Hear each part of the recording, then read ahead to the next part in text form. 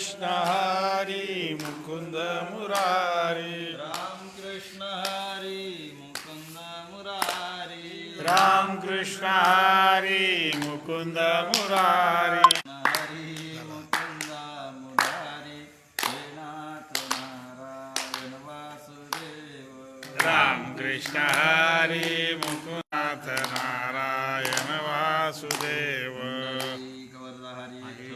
श्री ज्ञानदेव दत्तात्रय जनार्दन स्वामी एकनाथ मुक्ताबाई की जय महाराज आदि शक्ति मुक्ताबाई की सद्गुरु झेंडूजी महाराज की सद्गुरु मुकुंद महाराज सद्गुरु सखाराम महाराज की सर्व संतन की जय ईश्वर भगवान की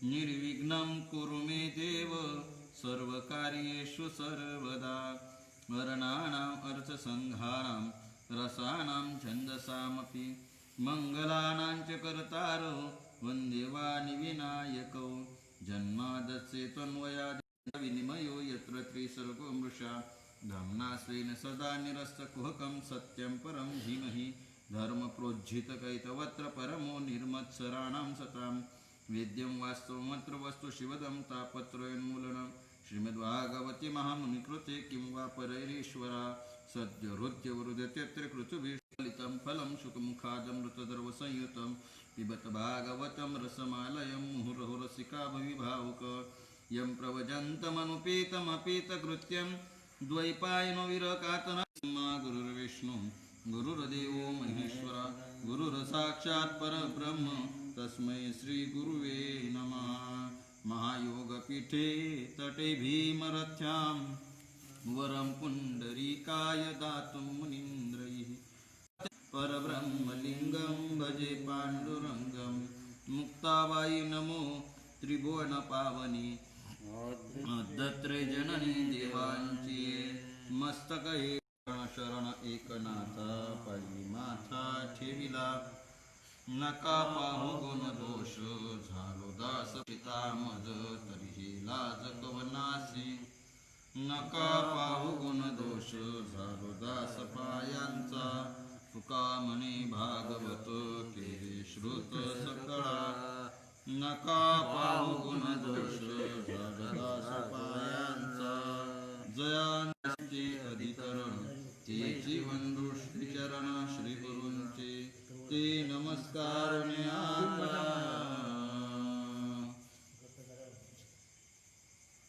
सत्परम पश्चाहं यदि तश्च योग शिष्ये च सोऽस्म्यं ऋतीर्थं यत्प्रयामि यथा भास यथा तमः यथा महान्ति भूतानि भूतेषु चावचेष्वनु प्रविष्टान्यप्रविष्टानि तथा तेषु न तेष्वहम् एतावदेव जिज्ञास्यं तत्त्वजिज्ञासुनात्मनः अन्वयव्यतिरेकाभ्यां गोपाल कृष्ण भगवान की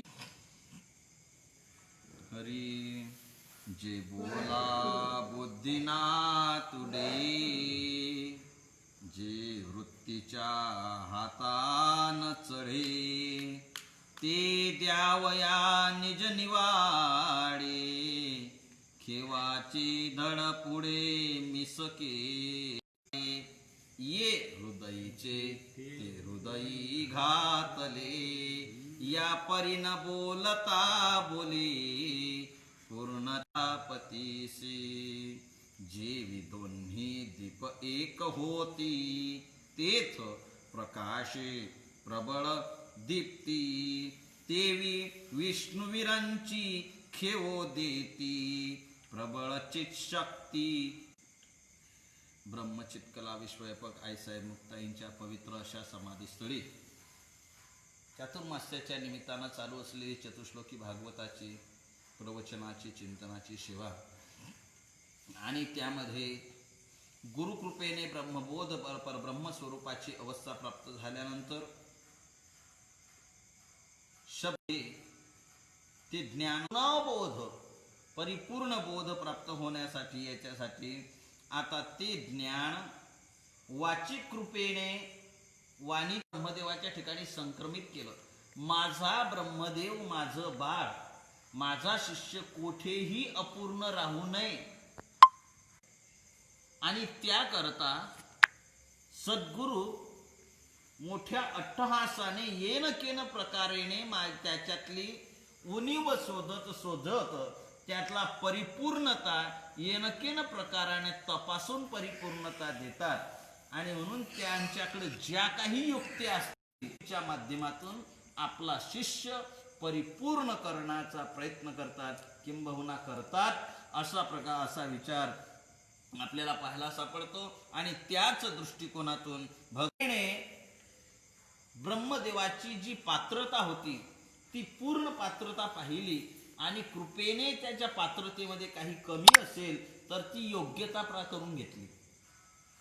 गंमत काय, त्यामध्ये योग्यता प्राप्त करून दिली. म्हणजे जी पात्र काही अजून उणीव असेल तर ते कृपेने त्या ब्रह्मबोध वाणीच्या माध्यमातून दिल्यानंतर चित्तामध्ये ठसावला आणि स्थिर झाल्यानंतर त्या सिद्धांताची मन संलग्न झालं. आता त्याचा ब्रह्मबोधाचा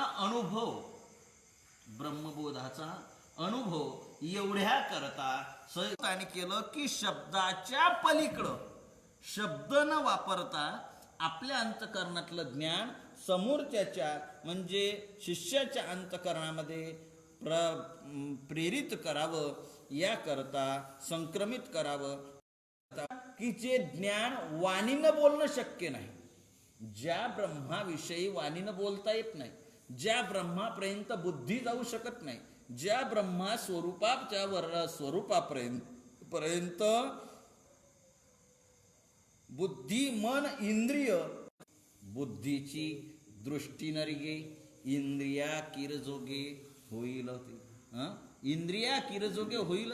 इंद्रियांना सुद्धा ते पाहता येणार आणि मनाच्या पलीकडे आहे. म्हणून तुकोबाराय अगदी स्पष्ट भाषेत त्या परब्रह्म स्वरूपाची स्वरूप स्थिती निर्गुण स्वरूपाविषयी तुझे हे स्वरूप मनोनिया माप भक्ती केले. मन वाचा तीत मनाच्या वाचेच्या पलीकडचा आहे.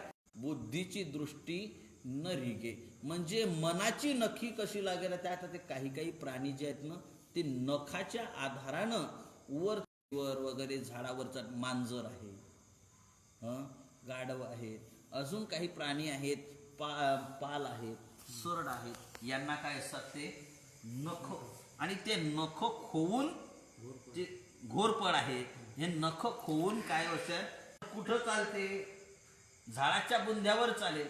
तोच प्राणी याच्यात जर आपल्या याच्यावर आला ना, आपली ही स्टाईल आता नवीन याच्यात घराला लावलेली त्या स्टाईलवर त्यांना चालता येत नाही का. त्यांचं तिथं खोण्यासाठी जी जागा पाहिजे ती जागाच त्यांना सापडत नाही. तसं ही स्टाईलवर जसं त्या घोरपडला चालणं अवघड जातं, तिथपर्यंत चालणं अवघड आहे, त्याप्रमाणे या ब्रह्मस्वरूपाच्या स्टाईलवर यांची स्टाईल काहीच. पण हे ब्रह्मपद एवढं उंच आहे आणि एवढं असं सपाट असे म्हणजे त्याला काय म्हणता येईल, एवढं आपल्या भाषेत चिकन चोपडं एवढं चिकन चोपडं आहे की तिथं पाय घसरतो. नख सुद्धा तिथं मनाचं मन पण तिथं चाललं होऊन जातं, निघून जातं. बुद्धीची दृष्टी न रिगे काय नजरपेक्षा काहींची नजर बारीक असते. अशा सूक्ष्म नजरी आहेत.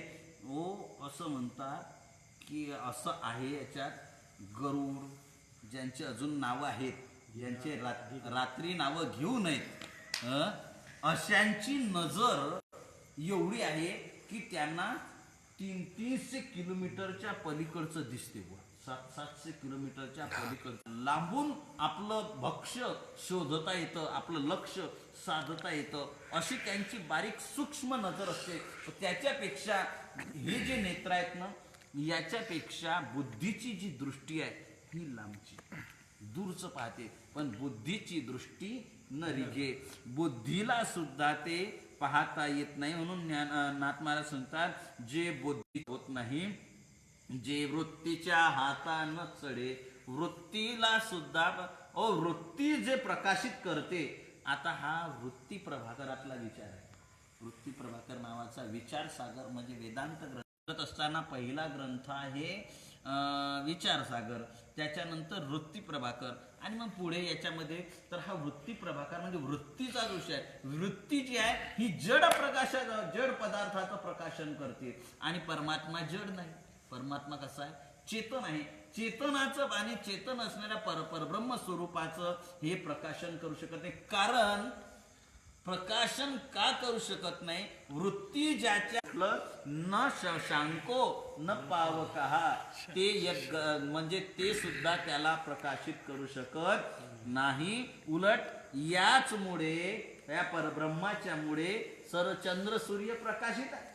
याच्यामुळे अग्नीमध्ये दाहकत आहे, याच्यामुळे, परंतु ते हे याला प्रकाशित करू शकत नाही. म्हणून वृत्ती सुद्धा असं बुद्धीच्या पलीकडचं, वृत्तीच्या पलीकडचं असणार जे ब्रह्मस्वरूप अवस्था आहे, जो ब्रह्मावबोध आहे, तो बोध भगवान परमात्मा स्वतःचा आत्मबोध निवाळा तो देण्यासाठी भगवंतानं खेवाचे धड पुढे मिस केले.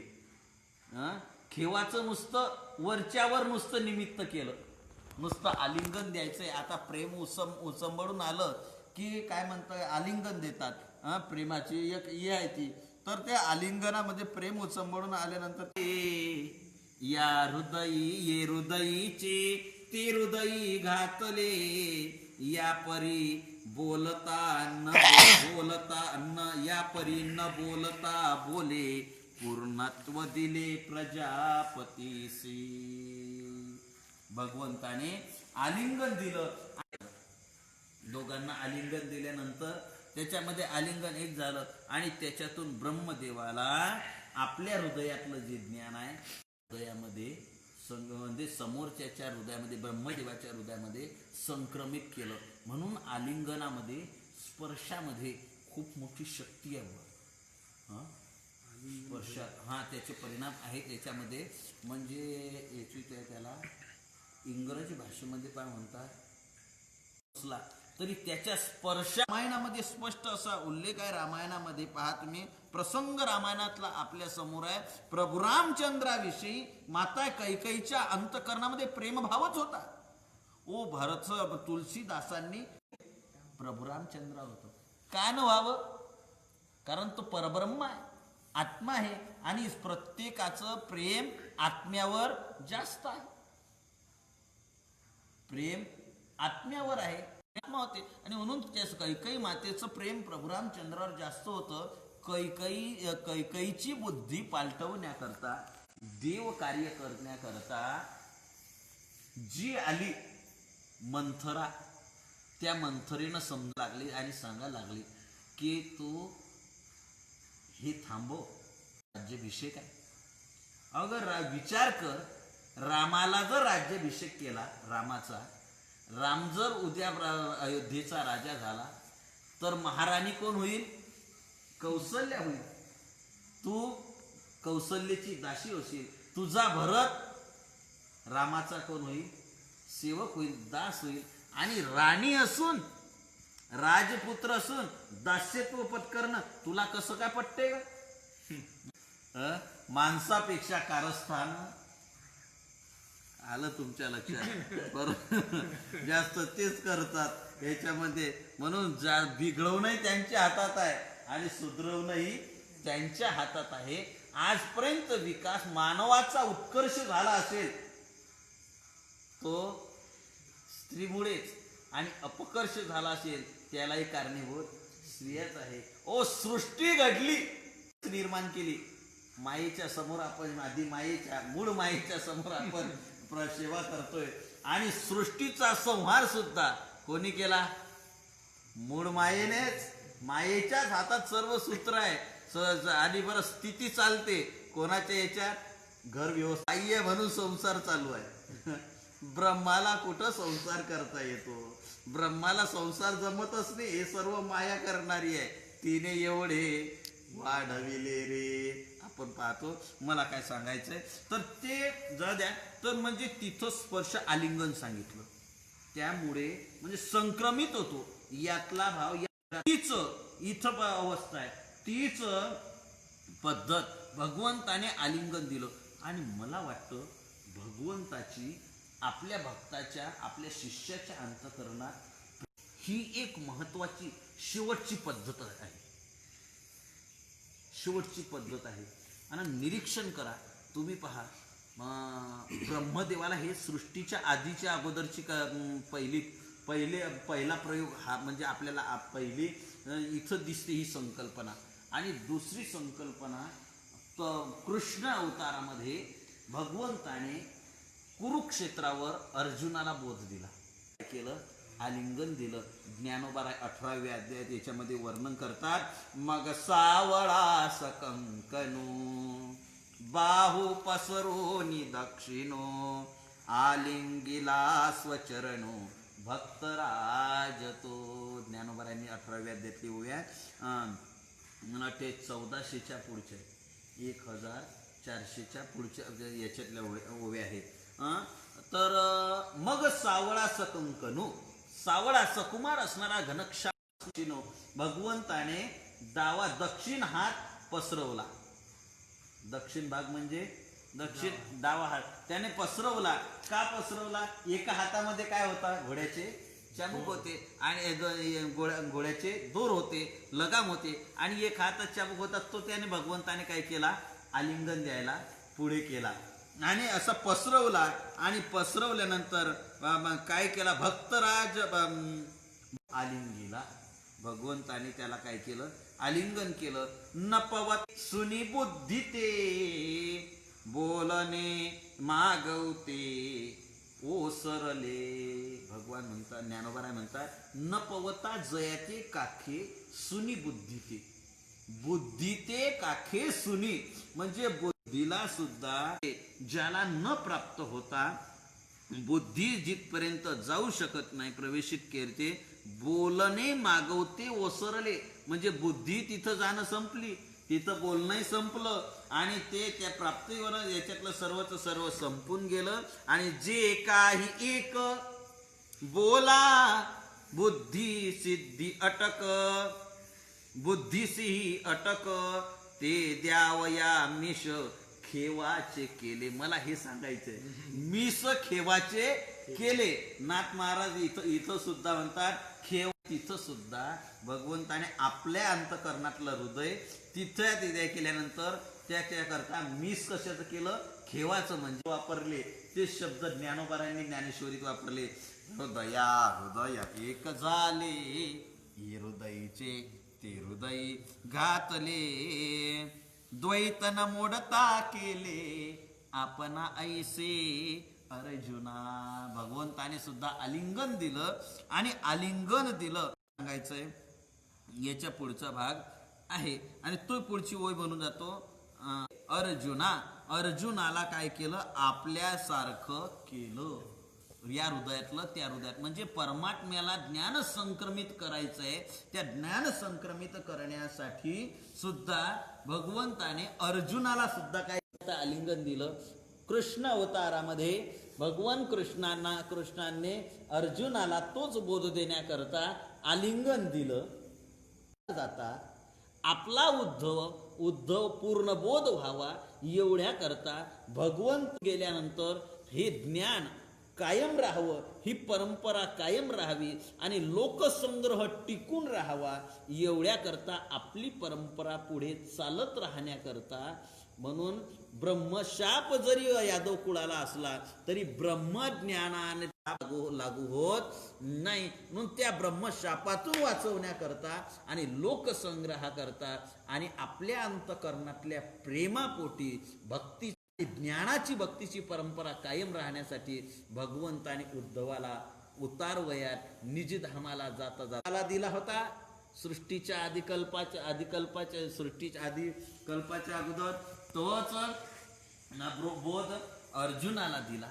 त्यावेळेस आलिंगन दिलं आणि तोच बोध उद्धवाला दिला. तर त्यावेळेस उद्धवाला सुद्धा त्या हृदयामध्ये संक्रमित सद्गुरू आपल्या शिष्याला ते देतात आणि आलिंगनाच्या माध्यमातून या हृदय एक झाले. म्हणजे त्यांचं एक हृदय एक विचार आणि ते एक हृदय झाले आणि त्या या हृदयातलं त्या हृदयामध्ये ते ज्ञान संक्रमित केलं आणि या परी न बोलता बोले पूर्णत्व दिदले प्रजापतीसी. पूर्णत्व प्राप्त झालं कोणाला? ब्रह्मदेवाला. न बोल काम नाही, न बोलता संक्रमित झालं. तुम्ही म्हणाल कसं काय? कुठं शक्य आहे का या हृदयातलं त्या हृदयामध्ये? तिकडे जर एका मोबाईलमध्ये बॅलन्स टाकताना रिचार्ज मारताना एका मोबाईलमधून रिचार्ज मारला की दुसऱ्या मोबाईलमध्ये कसा काय जाते हो? इथं तर हृदय याचंही काम नाही, एवढ्या दूर कसं काय जाते हो? हे विज्ञानच आहे ना. हे यातलं ते टाकता येतं कसं काय? असे बरेचसे प्रकार आपल्याला व्यवहारात सुद्धा पाहता येतात, पाहायला सापडतात की त्याचा संबंध आला म्हणजे इकडचं तिकडे आपोआप ट्रान्सफर होतं, यातलं तिकडे आपोआप त्याच्यामध्ये संक्रमित होतं. तसं ये हृदयीचे ते हृदय गाठले आणि बोलता न पूर्णत्व करून घेतली. ज्ञानोबराय म्हणतात द्वैत न मोडता केले आपण आयुष्य अर्जुना. म्हणजे द्वैत मोडलं नाही, अद्वैत कायम ठेवलं, प्राप्त करून दिला अर्जुनाला. तीच अवस्था पूर्णत्व प्रजापतीला दिलं. कशाप्रमाणे? ज्ञान उदाहरण सांगतात. या हृदयातलं त्या हृदयात गेल्यानंतर कसं काय संक्रमित होईन? कसं काय त्यात दूध राहून त्यांच्यामध्ये द्वैत राहून ऐक्यता कशी साधल्या जाईल? शक्य आहे का? आणि तुकोबा यांनी संतांनी दृष्टांत दिला. ज्ञान सांगतात, नाथ महाराज सांगतात जेवी दोन्ही दीप एक होती तेथ प्रकाशे प्रबळ दीप्ती ते विष्णुवीरांची खेव देती प्रबळची शक्ती कोंदाटे. दीप एक होती, दिवे लावले, 2 दिवे लावले, पण काय झालं? काळी दिवा लावताना काळी पेटीमध्ये डब्बीमध्ये काळी एकच होती आणि एका काळीवर दिवा एक लावला. आता एक लावता 2 दिवे लावायचे होते, एकच लावला. एक दिवा लावला तर काय झालं? आता एक दिवा भाऊ, यातला अगोदरचा दिवा कोणता हो? हा दिवा लागला कसा? यातला प्रकाश, यातली उष्णता, यातली तेजता, ही याच्यामध्ये रंग याच्यामध्ये कसा काय आला हो? कसं होतं? एकाला एक लागल्यानंतर दिव्याचा आणि दोघांचा प्रकाश कसा झाला? वेगळा आहे का? दोघांची दाहकता जास्त चटका देतो आणि दुसरा दिवा नंतरचा आहे म्हणून चटका देत नाही, कमी देतो, असं आहे का? नाही. दोघांचा प्रकाश आणि दोघांचा प्रकाश एकत्र आला, त्याच दिव्यावर दुसरा लख प्रकाश पडला म्हणतो आपण. एक दिवा लावून दुसरा दिवा लागल्यानंतर तसं नाथ महाराज म्हणतात दीपे दीप लाविला तैसा परिश्वंग तो झाला द्वैत न मोडिता केला आपण पे पार्थ.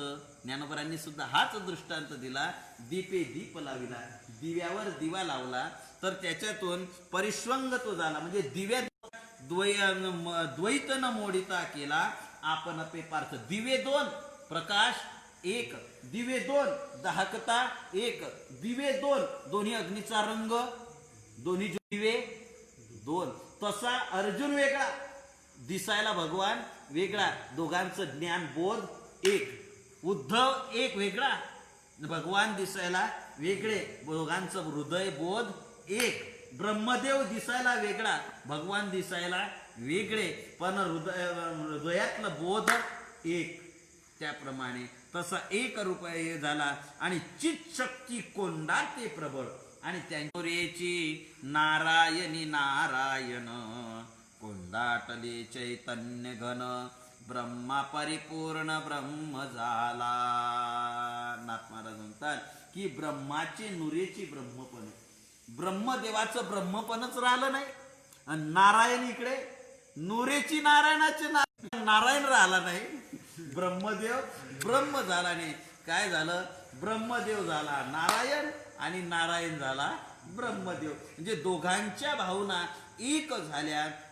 ब्रह्मा झाला. ब्रह्मदेव परब्रह्म स्वरूप झाला.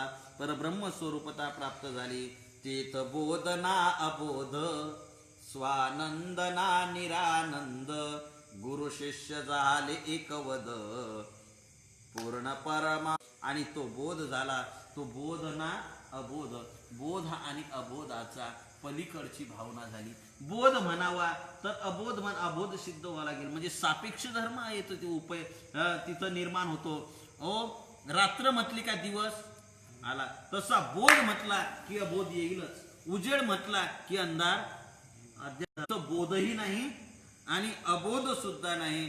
आणि स्वानंद ना निरानंद, त्या स्वानंद आणि निरानंदाच्या पलीकडची अवस्था. आणि ते एक रूप झाले. एकवद, पूर्ण परानंद सदोदित. हा जो आनंद आहे, हा आनंद नित्य आनंद प्राप्त झाला. कोणता आनंद प्राप्त झाला? नित्यानंद. आणि तो नित्यानंद कसा झाला? नित्य म्हणजे सदोदित. नित्य त्याला म्हणतात, सदोदित आनंद त्याला म्हणता येईल का समोर परिस्थिती कशीही झाली तरी त्या परिस्थितीमध्ये म्हणजे सदोदित परमानंदाची आहे. याच्या पुढे बोध जर याचे झाल्यानंतर म्हणजे त्याच्यामध्ये तो बोध तो अवस्था प्राप्त झाल्यानंतर ते सुख दुःखाचा संबंधच राहत नाही. सुख दुःख समान सकळ जीवांचा बोध, भक्ती प्रेमाचा कल्लोळ, अशी अवस्था त्याची प्राप्त होते.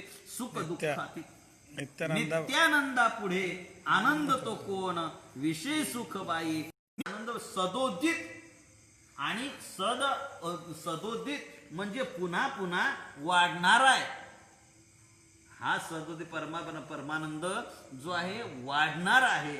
स्वानंद आहे, पण स्वानंदाची जी अवस्था आहे घसरण नाही आणि वाढही नाही. पण परमानंद प्रेमानंद जो आहे, परमानंद म्हटल्यापेक्षा प्रेमानंद अतिशय संयुक्त ठरत. वर्षा काळी सरिता, जैसी चढोला गे पंडुसुता, तैसी नित्य नवी भजता, श्रद्धा दिसे सुख घडोघडी. तुम्ही सांगा ना, संसारातलं सुख वाढतं का? ओ, वाढत्या सुखाला घसरण आहे. म्हणून अगदी सोपं संसारात वजाबाकी आहे. वजाबाकी करायची का बेरीज करायची? संसारात प्राप्त झालेल्या सुखात कमी कमीपणा येत जातो. जसं संसारातलं सुख हे केव्हाच आहे? पौर्णिमेपर्यंत परिपूर्ण वाढत जाते. प्रत्येक क्षणाला हा आनंद वाढतो आणि असा आनंद सदोदित सतत हा आनंद कायम राहतो. या आनंदामध्ये बाद होत नाही. किंवा सदोदित शब्दाचा हा आपण प्रेम आनंद केला. परमानंदाचा एक अर्थ सदोदित केला. सदोदित नित्य राहणारा, की याच्यामध्ये बदल होतच नाही. यामध्ये बदल करता येते. तो तसाच स्थिर होतो, होत नाही. असा सदोदितपणाचा जो आनंद आहे तो गुरु शिष्य एकवद अशा पद्धतीचा प्राप्त होतो. गुरु शिष्य झाले अभिन्न, खुंटला बोल पडिले मौन, निशेष विराले मितुपन, अद्वय आलिंगन ऐसे पडिले. त्या दोघांचं आलिंगन असं झालं. गुरु शिष्य झाले अभिन्न. नंतरचा आहे की नंतरचा आहे असं कोणी म्हणेल का? असं म्हणता येते काय? जैसा दीपू लावे दीपे दीपू लावीजे, तेथ आदिला आदिला कोण हे नोळखीजे, तैसा सर्वस्वी जो मज भजे, तो मीच बोले टाके. भगवान म्हणतात, जो माझं सर्वस्व माझ्या याला देतो, भजन देतो. एका गुरुने शिष्य तयार केला, त्याला आपला बोध दिल्यानंतर तो सुद्धा पुढे गुरुत्वालाच प्राप्त होतो ना. गुरु म्हणजे काय? गुरु शब्दाचा अर्थ आहे मोठा. बाकीच्या अनेक व्युत्पत्ती आहेत, परंतु तूर्त गुरु शब्दाचा अर्थ मोठा. आणि तिथं अद्वैत दृष्टिकोनातून जर केलं तर गुरु आणि शिष्य हा एक रूपाला प्राप्त होतो. शरीर दोन असले तरी बोध मात्र एक होतो. आता बोलणं संपलं. आता दोघांचं मौन झालं, कारण परब्रह्माविषयीचं मौनच आहे. मौनगा राशी रोखून आहे, त्यांचं वाणीनं वर्णन करता येत नाही. निशेष विराले मीपणा आणि तूपणा हा निघून गेला. मी तूपणा चाहू दे दुरी, एकाची घोंगळी पांघरू हरी. ज्ञानोबराज म्हणतात मी तू पण जाऊ दे दुरी. भगवान म्हणतात देवा, तुकोबाराय म्हणतात देवाला, कशासाठी हे सोंग लावलं तू? तुझं माझं नाही भेद, केला सहज विनोद. कशासाठी वाद घालायला लागला? तुझ्या माझ्यामध्ये वाद आहे, भेद आहे का? तुझ्या माझ्यामध्ये भेदच हा विनोद आहे. विनोद म्हणून आहे. म्हणून तुझ्या माझ्या देवामध्ये आणि भक्तामध्ये, तसं शिष्यामध्ये आणि गुरुमध्ये भेद राहतच नाही. आलिंगन पडलं, विराले मितूपण, एक रूपता प्राप्त झाली. अंगी मुराले ब्रह्मस्फुरण, निशेष सरले झाले विस्मरण. अद्वय ज्ञान पावला विधाता. भगवान सांगतात स्वरूपाची नवलपण, त्या स्वरूप अवस्थेचं स्वरूपाचं नवल असं आहे, आश्चर्य असं आहे. अंगी ब्रह्माचं परब्रह्म स्वरूपाचं अंगामध्ये स्फुरण झालं, म्हणजे त्याची स्मृती आपलं पूर्वी काय होतो ते स्फुरण असं झालं. काही काही गोष्टीचे असं असते की मनुष्य विसरतो. मनुष्य विसरला तरी काही गोष्टी पाहिल्यानंतर त्याला मागचं स्मरण होतंच. उदाहरण घ्या, आनंदाचा प्रसंग असो, एखादा आपल्या अतिशय प्रेमातला, आपला प्रेमाचा जीवस्य कंठस्य अशी जर व्यक्ती गेली तर त्याचा माणसाला दुःख होतो. प्रयत्न करतो आणि विसरतोही. कालांतराने ते दुःख मनुष्य विसरतोही. पण काय होतं माहितीये काय? एखाद्या वेळेस सहज आपला पुस्तक काढावं किंवा आपलं पाकिट काढावं आणि त्या पाकिटामध्ये अचानक आपल्या लायब्ररीमध्ये गेल्यानंतर अचानक अशा पुस्तकामध्ये त्याचा अचानक असा फोटो दिसावा. तो दिसल्यानंतर पुन्हा त्याचं स्मरण आणि त्याच्यासोबत स्फुरण होतं, अंगी स्फुरण. मग सर्वेंद्रियानं जसं त्याला आपण भोगलं, हातानं त्याला हात दिला, सर्व व्यवहार, सर्वांगाचा व्यवहार आपल्याला स्फुरण होतो. तसं हे स्वरूपाचं नवल आहे. आता व्यवहारिक घटनेमध्ये जर साधा कागदाचा तुकडा पाहिला, त्याला खरं पाहिलं नाही, तो तर राहिलाच नाही. पण नुसता कागदाचा तुकडा पाहिला तर सर्व स्फुरण होतं. त्याच स्वरूपाला आपल्याला आपलं त्याचं नवल याचं आहे की अंगी मुराले ब्रह्मस्फुरण. ते स्फुरण होऊन पुन्हा नवल असं आहे. आता स्फुरण होतं, पुन्हा त्याचा विसर लवकर पडतो का? नाही, पुन्हा तो स्फुरण. परंतु ब्रह्मस्वरूपाचं स्फुरण झाल्यानंतर अंगी मुराले ब्रह्मस्फुरण, हे मुरून जातं. म्हणजे एकदा स्फुरण झालं की आता त्याचा विस्मरण होत नाही. हा मुरणं महत्वाचं आहे.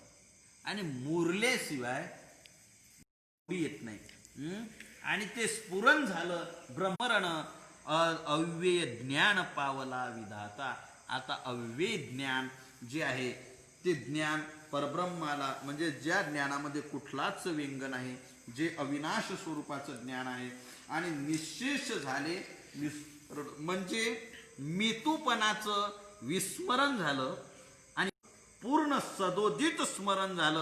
म्हणजे अविद्येमध्ये, अज्ञानावस्थामध्ये काय होतं, कधी स्फुरण आहे, कधी विस्मरण आहे. पण इथं आता विस्मरणच नाही, आता विस्मरणच नाही, स्फुरणच आहे, सतत स्मरण आहे. आणि काय झालं, मुरलं. मुरणे हा शब्द शक्यतो आपल्याकडे व्यवहारामध्ये नेमकं लोणचं काढल्यानंतर टाकलं, लोणच्याच्या काळामध्ये घालायचं, लोणचं आचार म्हणतात काही भागात त्याला. ते कैऱ्या टाकल्या, कैऱ्या कापल्या आणि टाकल्यानंतर त्याच्या खापा चिऱ्या केल्यानंतर त्याच्यामध्ये मसाला टाकला. पहिले 8-10 दिवस नाही, चांगले 15 दिवस येतो आणि कैरीची चव जशीची तशी लागते. पण दोन मुरलं की त्याच्यातली साखर काढता येते का, किंवा गुळ काढता येतो का, मीठ काढता येतं का? नाही. त्यामध्ये काय तो मसाला काय झाला, मुरला तसा हा ब्रह्मस्वरूपता अंगी मुरली आणि मुरल्यामुळे आता त्यातून ते निघणार नाही. कैरी आंबट असली तर आंबटपणा विसरते, गोडपणा लोणचं गोड लागतं. मुरल्यानंतर निश्चेष विस्मरण झाले, मी तूपणाचं विस्मरण झालं आणि अव्यय ज्ञान विधाता पावला. या परी श्री नारायण आपुले देवोनी पूर्णपण पुढे बोधे पूर्ण बोधला प्रबोधिला विरंची. भगवान म्हणतात की या परी श्री नारायण, भगवान नारायणाने श्रीपाद नारायणाने काय केलं, आपुले देवोनी पूर्णपण, आपलं जे पूर्णपण आहे ते ब्रह्मदेवाला दिलं आणि पुढे करावया. का दिलं तर पुढे करावया सृष्टी सर्जन. आता पुढे काय करायचे, सृष्टी करता सृष्टी निर्माण. ब्रह्मदेवाने म्हटलं, भगवंताची आज्ञा होती ब्रह्मदेवाला, आता प्रजोत्पत्ती कर, सृष्टी निर्माण कर. ब्रह्मदेव म्हणला देवा कशी करावी, बरं केले द्वैत निर्माण होईल आणि त्याच्यामुळे मला अभिमान जर आला तर मग अभिमानामध्ये तुझा विसर मला पडेल. ही मेख आहे, हे मुळातलं काय आहे, मूळ विचार आहे की ब्रह्मदेव म्हणतो देवा सृष्टी तुझी आज्ञा म्हणून सृष्टी करतो, पण तुझी आज्ञा म्हणून ही सृष्टी तयार केली, मी उत्पन्न केली, तर याचा मला काय होईल, अभिमान होईल. आणि तू जसा सृष्टी करण्यामध्ये समर्थ आहे तसा मी सुद्धा सृष्टी करण्यामध्ये समर्थ आहे, असा अभिमान होईल आणि त्या अभिमानामध्ये मला तुझा विसर पडेल. तू माझा गुरु आहे. एवढ्या करता मग ब्रह्मदेव म्हणत होता देवा मला ते ब्रह्मज्ञान सांगा. मग ती पूर्ण अवस्था भगवंताने ब्रह्मदेवाला दिली आणि करा पुढे करावया सृष्टी सर्जन अकर्तिला विरंची. अकर्तात्म बोधे, त्या ब्रह्मदेवाला बोध जो दिला तो कोणता बोध दिला, बोध पूर्ण प्रबोधिला विरंची. हा अकर्तात्म बोध, ही जर हातवटी जर माणसाला प्राप्त झाली ना, आजच ब्रह्म आहे. आपण जे करतोय अकर्तात्म बोध या शब्दाचा अर्थ, या बोध, हा अकर्तात्म बोध म्हणजे काय याचा विचार जर आपण पाहिला तर याचा नाथ भागवतामध्ये, नाथ महाराजांनी एकनाथी भागवतामध्ये सुंदर विचार केला. अकर्तात्म बोध म्हणजे काय आहे, एका वाक्यामध्ये आपण ओव्यात येतोच मी त्याला प्रमाण, याचा अर्थ असा आहे, अकर्तात्म बोध त्याला म्हणतात की कर्म करून सुद्धा त्या कर्मापासून अलिप्तता, कर्म केलं पण त्यापासून अलिप्तता, माझ्याकडनं कर्म झालं पण हे कर्म मी केलं नाही, हा भावाचं स्फुरण सुद्धा मनामध्ये न राहणे, त्याचा अभिमान न होणे, त्याला म्हणता अकर्तात्म बोध. ऐका, नाथ महाराजांनी दृष्टांत देऊन ओव्या सांगितल्या. ऐका, नाथ महाराज म्हणतात सर्व भाव पूर्ण अगोदर सृष्टीचे याच्यात आणि शेवटी सांगितलं अकर्तात्म बोधाची, हे अकर्तात्म बोधाची प्रक्रिया आहे. नाथ महाराज सांगतात हा विषय जवळजवळ आला याच्यामध्ये 5व्या अध्यायामध्ये एकनाथी भागवताच्या अकर्तात्म बोधाचा. जो सर्व भूता ते ठाई निरंतर अंतर नाही, समवसाम्य सर्वदा पाही उन्हापुरा कदाही कल्पांती. परमात्मा भगवान सांगतात सर्व भूतांच्या ठिकाणी मी कसं आहे, निरंतर आहे, सतत आहे आणि एकरूप आहे. दोघांमध्ये अंतर, सर्व भूत वेगवेगळे असले तरी त्यांच्यामध्ये एकरूपतेने एकरसतेने मी एक आहे आणि साम्य आहे, समसाम्य आहे. सर्वांमध्ये कसं आहे, सारखा आहे. जे भगवंताने सांगितलं समोहम सर्वभूतेषु न मे द्वेष्योस्ति किचन, मी माझ्यामध्ये आणि कोणामध्ये द्वेष नाही, मी सर्वांमध्ये कसं आहे, समान आहे, सर्वांमध्ये सारखा आहे. असं आहे काय की गायीच्या याच्यामध्ये जो आत्मा आहे तो आत्मा आणि वाघाच्या याच्यातला आत्मा, शरीरातला आत्मा वेगळा आहे काय, समानता आहे. दोघांच्या याच्यामध्ये चेतना सारखीच आहे. प्राण असं काय म्हणते काय, वाघ आहे हा हिंस्र पक्षी आहे म्हणून याच्यामध्ये कमी राहायचं, आणि गाय दयाळू आहे, परोपकारी आहे म्हणून गायीच्या शरीरामध्ये जास्त राहायचं, असं करते काय, नाही. आत्मा जसा परब्रह्म स्वरूप समान आहे, भगवान म्हणतात असा उन्हापुरा कदा कल्पांती नव्हे, तो कधीच कमी होत नाही आणि कधीच शिल्लक म्हणजे कधीच शिल्लक कमी राहत नाही उना पुरा सर्व पुरून उरणारा शिष राहणारा तो आहे जो सर्वा माझी असे सर्वदा सर्वा परी सर्वपणा नातळे कदा जेवी पद्मपत्र जलस्पंदा अलिप्त बुद्बुदा असो निसंगे. नाथ महाराज म्हणतात जो सर्वान माझी असे सर्वदा सर्वांमध्ये आहे, सर्वांमध्ये आहे आणि सर्वदा आहे, नित्य सर्वांमध्ये असणारा. आता सर्वांमध्ये आहे आपण तर पाहतो, सर्व आपण ऐकतोच. एको देव सर्व भूतेषु गुडा. आपण ज्ञानोबारांनी सांगितलं सर्वा घटी राम देहादेही एक सूर्यप्रकाशक सहस्र. संपूर्ण आदि अद्दी म्हणतो संपूर्ण असणारा तो परमात्मा परिपूर्ण आहे, संपूर्ण आहे आणि सर्वांमध्ये असून सर्वदा सत्यकाळ असताना परी सर्वपणा नातळे कदा. तो सर्वांमध्ये असून सुद्धा सर्वपणाशी कधी लिप्त होत नाही. सर्वपणाशी सर्वत्र सर्व असणे वेगळं आणि सर्वपणा असणं वेगळं, त्याच्याशी तो कधी लिप्त होत नाही. कसं काय हो, सर्वपणाशी लिप्त कसा होत नाही? अगदी सोपं. नाथ महाराजांनी दृष्टांत दिला. जेवी असो जेवी पद्मपत्र मूळ स्पंदा जलस्पंदा अलिप्त बुद्बुदा असोनी संगे. आता कमळाचं पान, कमळाचं पान म्हणजे फूल आणि पान. तर कमळ कुठं निघतं? पाण्यात. आता त्या पाण्यामध्ये चिखलामध्ये असताना पाण्यामध्येच असताना कमळाचं पान पाण्यात असून सुद्धा त्या पाण्याच्या संगतीत आहे की नाही? बरं, त्या पाण्याच्या संगतीत असताना कमळाच्या पाण्याला पाण्याचा स्पर्श झालेला असताना त्याच्यात अलिप्त आहे का लिप्त आहे? तुम्ही हात बुडवा बरं पाण्यात. आपण हात बुडवला तर आपला हात ओलागच होतो, पुसला तरी लवकर जात नाही. तसं पण कमळाचं पान पाण्यात राहते, परंतु बुद्बुदा अलिप्त बुद्बुदा पाण्याचा थेंब सुद्धा त्याला स्पर्श करू शकत नाही. पाण्यात राहून पाण्यापासून वेगळा पद्मपत्र मिवांभसा. त्याप्रमाणे असा जसं राहतो तसं त्याप्रमाणे नाथ महाराज म्हणतात तेवी असोनी सकळ जनी. परमात्मा स्वरूप अवस्थेचं तेवी असोनी सकळ जनी घसवेना जन घसनी नभ जैसे अलिप्तपणी नरचुडामणी सबाय. भगवान म्हणतात जसा असोनी सकळ जनी सर्व जनिवनी अवघा देव जनिवनी दिसे. सर्व जनावनामध्ये तो परमात्मा आहे, परंतु घसवेना जन घसनी. परंतु लोक जसे नष्ट होतात, देह जसे नष्ट होतात, तसा परमात्मा नष्ट होतो काय? नाही. तो कसा आहे? अविनाश आहे, त्याच्यामध्ये काही फरक नाही. जसं नभ आहे हे अलिप्त आहे.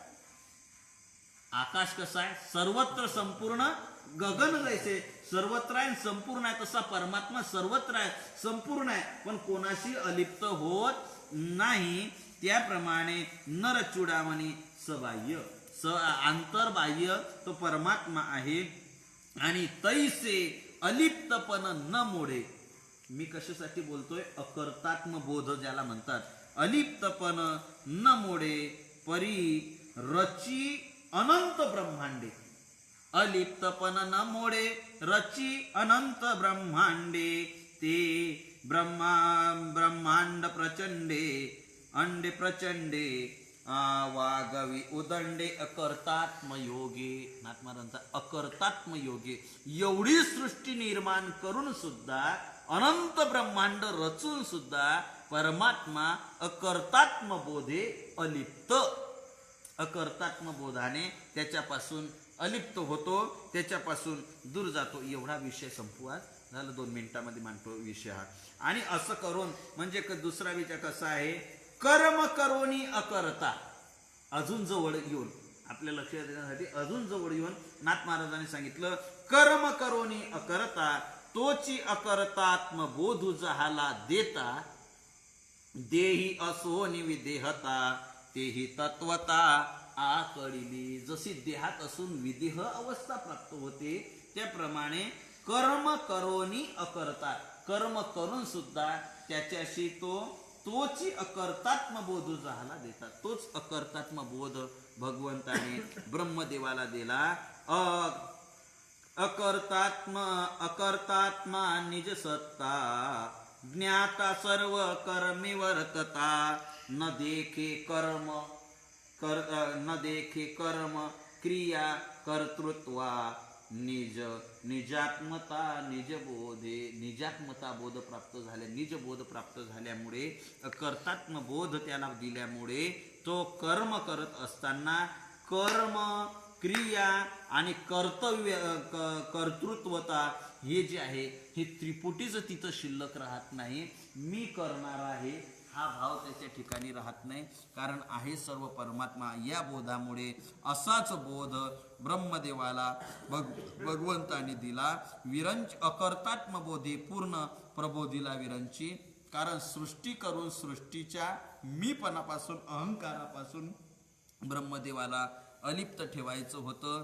कशा प्रकारे ज्ञानोबा महाराज सांगतात, मुख्य बिंब न होता भिन्न सूर्या पुढे प्रकाशती किरण ते नवी न देखो निवेगळेपण सुटले आलिंगन हरिब्रह्म याचे.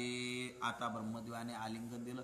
कुठपर्यंत आलिंगन दिलेलं राहू द्या म्हणून आलिंगन दिलं आणि आता सोडलं. ते म्हणे 9 वाजले ना बाबा, सव्वा आठला तू आलिंगन दिलं, आता 9 वाजले तरी आलिंगन सोडत नाही. ब्रह्मदेवाने भगवंताने आलिंगन सोडलं. पण आलिंगन जरी सोडलं तरी अकर्तात्म बोध देऊन मुख्य बिंबी न होता भिन्न सूर्यापुढे प्रकाशती किरण. आता सूर्य कुठं? आकाशात. आणि किरण कुठं आले? पृथ्वीवर. मग आकाशात सूर्यापासून आलेले किरण सूर्यापासून वेगळे झाले म्हणाव काय? वेगळे झाले काय? नाही. पृथ्वीवर आले तरी ते सूर्याशी काय आहे? अभिन्न आहे. सूर्य माथ्यावर आला की सूर्य किरण सुद्धा माथ्यावर. सूर्य अस्ताला गेला की सूर्याची किरण सुद्धा त्याच्या. ज्ञानोबा काय सांगतात? काय? अस्तुगिरीच्या उपकंठी रिगालिया सूर्यबिंबा पाठी रश्मी जैसी किरटी संचरती गा. म्हणजे ते सूर्याचे किरण सूर्याशी अभिन्न असतात. उदयाला आले की सूर्याचे किरण त्याच्यासोबत आहे. तुम्ही पहा, सूर्याच्या किरणाकडे पाहिलं की सूर्याचा त्या किरणाचा सेट धागा कुठं लागतो? सूर्यापर्यंत. तसा सूर्याशी एकरूप झालेला ते किरण त्याच्याशी वेगळे होऊन सुद्धा सूर्याशी एकरूप झालेल्या आहेत. त्याप्रमाणे मुख्य बिंबापासून वेगळे व झाले तरी सूर्यप्रकाश त्याच्याशी अभिन्न आहे. तेवी न देखोनी वेगळेपण सुटले आलिंगन हरिब्रह्म याचे.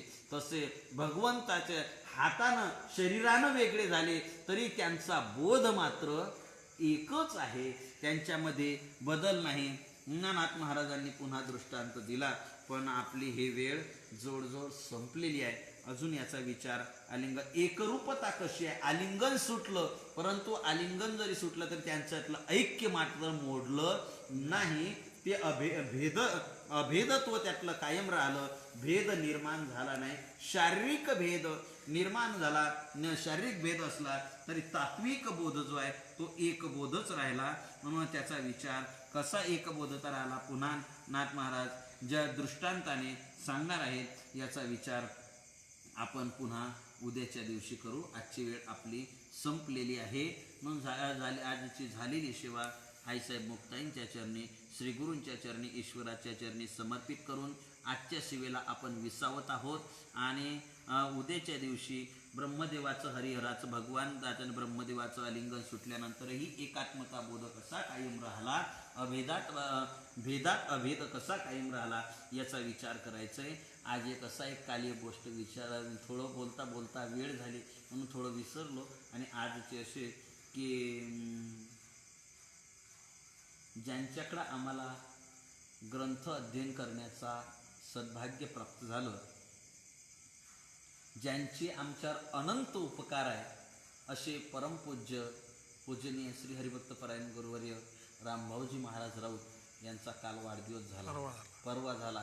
त्यांना वाढदिवसाच्या आज आपण पुन्हा उत्तर वाढदिवसोत्तर शुभेच्छा आपल्या परंपरेतर्फे, आपल्या संस्थांतर्फे, सर्वांतर्फे आपण त्यांना आपल्या चातुर्मास्य सेवेच्या माध्यमातून यातून त्यांना शुभेच्छा. मला तर वाटते त्यांचा आशीर्वाद आपण आपले शुभेच्छा देण्याची त्यांना लायकीने, परंतु यांचा आशीर्वाद प्राप्त व्हावा एवढ्याकरता आपण त्यांना शुभेच्छा. आणि आपण खरी शुभेच्छा तर माझ्या दृष्टिकोनातून समजेल की ज्यावेळेस त्यांच्यासारखी अवस्था आणि ती आपल्याला येईल आणि खरा संतांना अनुभव, संतांना अभिप्रेत असणारा परमार्थ आपल्या नसानसामध्ये भिनेल, त्यावेळेस खरी अशा थोर सत्पुरुषांना शुभेच्छा देण्याची लायकी, शुभेच्छा आपल्या खऱ्या ठरतील आणि त्यांच्याच कृपेने, गुरुकृपेने आपल्या जीवनामध्ये तोच बोध आणि तीच संतांना अपेक्षित असलेला परमार्थ आपल्या नसानसामध्ये भिनावा, मिळावा आणि आपलं जीवन परिपूर्ण व्हावं. पुनश्च एकदा गुरुवर्य रामभाऊ महाराज राऊत यांना वाढदिवसोत्तर ह्या शुभेच्छा आणि आपल्या मुक्ताई फळाचे, मुक्ताई संस्थांशी संलग्न असणारे, नित्याचे वारकरी आणि सर्वतो सुपरिचित असणारे, आपल्या फळावरची गान कोकिळा म्हणून ज्यांना संबोधल्या जातं, असे आमचे परमस्नेही आदरणीय श्री आमचे जे गुरुबंधू श्री भक्तपरायण विशाल महाराज खोले यांचा सुद्धा वाढदिवस आज आहे. तोही कालपासून गाजतोय. मी म्हणतो पुढाऱ्यांचा 8-8 दिवसापासून गाजतोय आणि पुढचे 15 दिवस चालतो. महाराज लोकांचा काय गाजू नये. महाराजांचा आज वाढदिवस आहे. आपल्या याच्यातर्फे वैकुंठवासी सद्गुरू मुकुंद महाराज गावकर दिंडी परिवारातर्फे, वैयक्तिक माझ्यातर्फे आणि आपला संबंध भाविकांच्यातर्फे मुक्ताईच्या साक्षीने महाराजांना हार्दिक शुभेच्छा. आणि महाराजांच्या अंतकरणामध्ये उत्तरोत्तर आईसाहेबांच्या विषयीची, वारकरी संप्रदायाविषयीची निष्ठा, श्रद्धा आहे. त्यापेक्षा पुन्हा दृढ जाऊन संत वाङ्मयाचा अधिकाधिक अभ्यास घडून त्यांना वारकरी अवस्था प्राप्त व्हावी ही आईसाहेब मुक्ताई आणि त्यांच्या हातून सत्कार्य घडत राहावं ना व्यक्त करून ही शुभेच्छा करून आपण आज सेवेला विसावत आहोत. नियमाप्रमाणे ज्ञानोबा तुकोबांचं आणि आईसाहेबांचं भजन करून द्वैत न मोडता अद्वैत कसं कायम राहते याचा विचार सर दृष्टांत नाथ महाराज सांगणारा त्याचा विचार उद्या करू. कुंडलिक वरद हरी विठ्ठल श्री ज्ञानदेव तुकाराम. दत्तात्रय जनार्दन स्वामी एकनाथ मुक्ताबाई की माऊली ज्ञाने सद्गुरु झेंडूजी महाराज, सद्गुरु मुकुंद महाराज, सद्गुरु सखाराम महाराज, श्री ज्ञानदेव देव श्री तुकाराम. श्री ज्ञानदेव श्री तुकाराम. श्री ज्ञानदेव श्री तुकाराम. श्री ज्ञानदेव श्री तुकाराम. श्री ज्ञान श्री ज्ञानदेव श्री तुकाराम. श्री ज्ञानदेव श्री तुकाराम. श्री ज्ञानदेव श्री तुकाराम. श्री ज्ञानदेव ज्ञानदेव श्री तुकाराम. श्री ज्ञानदेव श्री तुकाराम. शक्ती मुक्ताबाई, आदिशक्ती मुक्ताबाई, योगमाया मुक्ताबाई, योगमाया मुक्ताबाई, ब्रह्मचित्तला मुक्ताबाई, विश्वव्यापक मुक्ताबाई, जगत्र जननी मुक्ताबाई, जगत्र जननी मुक्ताबाई, श्री संत मुक्ताबाई, श्री संत मुक्ताबाई, दासाठाव द्यावा पायी, दासाठाव द्यावा बाई मुक्ताबाई. विठ्ठल श्री ज्ञानदेव तुकाराम, दत्तात्रय जनार्दन स्वामी एकनाथ मुक्ताबाई की जय. ईश्वर महाराज की जगत जय. गुरु तुकाराम महाराज की जय. सद्गुरु झेंडूजी महाराज, सद्गुरु मुकुंद महाराज की जय. सद्गुरु सखाराम महाराज की